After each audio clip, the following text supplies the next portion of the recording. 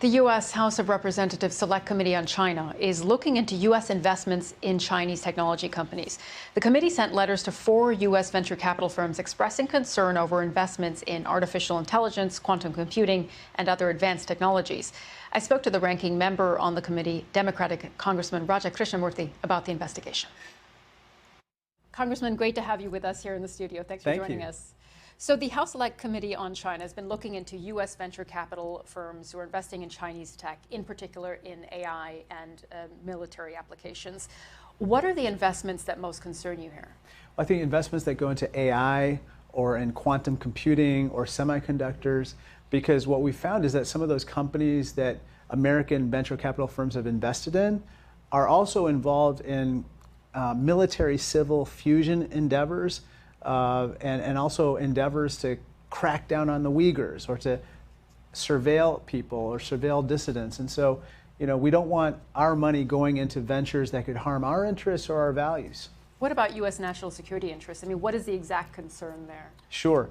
Well, with regard to our national security interests, some of that AI and that quantum computing and some of the semiconductor technology is going into like hypersonic missiles or into their nuclear program, or into other ways that kind of harm our interests. So we want to be careful about that too. What are these companies saying about these investments? Well, some of them have responded.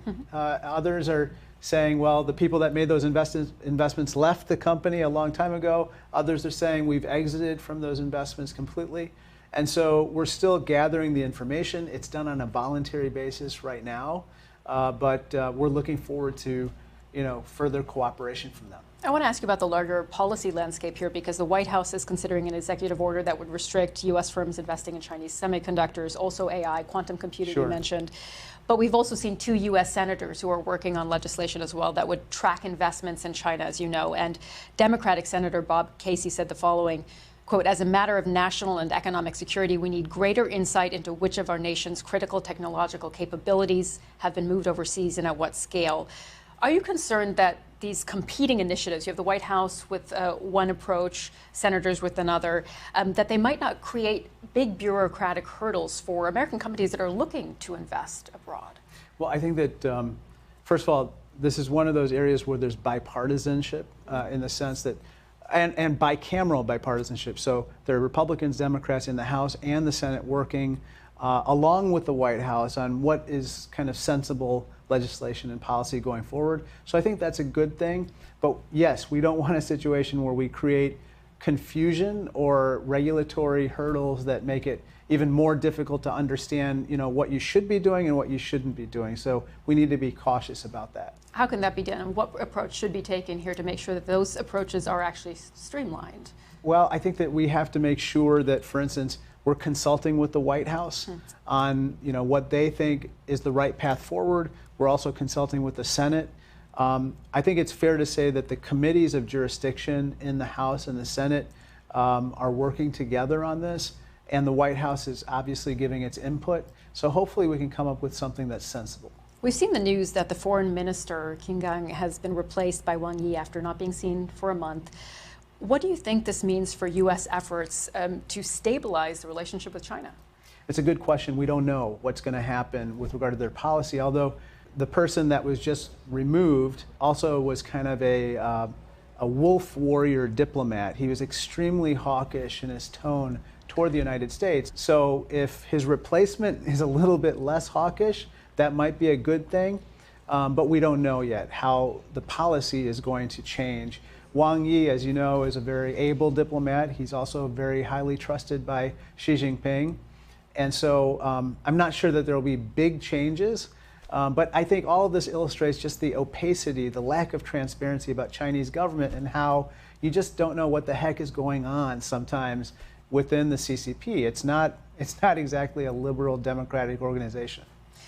I also want to ask you about Russia's war in Ukraine. And we've seen the White House confirming today that Trevor Reed, who was freed from Russia in a prisoner exchange last year, was injured while fighting in Ukraine. And the White House had warned U.S. citizens about the risks of getting involved in fighting in Ukraine. Is it appropriate for him to be fighting there?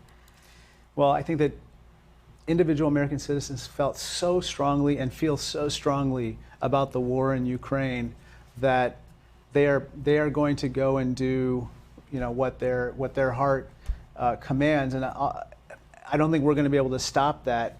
Obviously, we have our advisories, our travel advisories, and so forth in place, which kind of urges caution.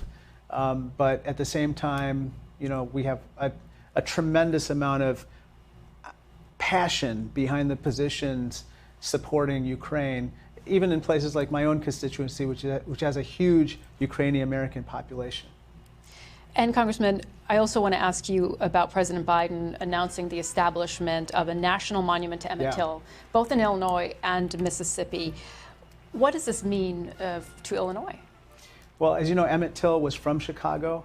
He was murdered in August 1955 when he was just visiting his family down south. And as you know, his mother, after his murder, made the courageous decision to have an open casket in Chicago during his funeral so that the world could see how this mob had so disfigured her son out of hatred. And in some ways, it catalyzed the civil rights movement. It shocked the conscience of a nation that such discrimination and bigotry and prejudice could lead to the death of this young boy in this manner. And so I think it's very important, obviously, for Illinois, where the family was from, but also the South. And contrast that with what you're seeing in Florida, where they're actually passing laws that say that it's okay to teach children in Florida that slavery somehow benefited African Americans. And you'll see kind of the significance of reminding people of the history of what has happened to African Americans in this country. Congressman, thank you very much for joining us. Thank you.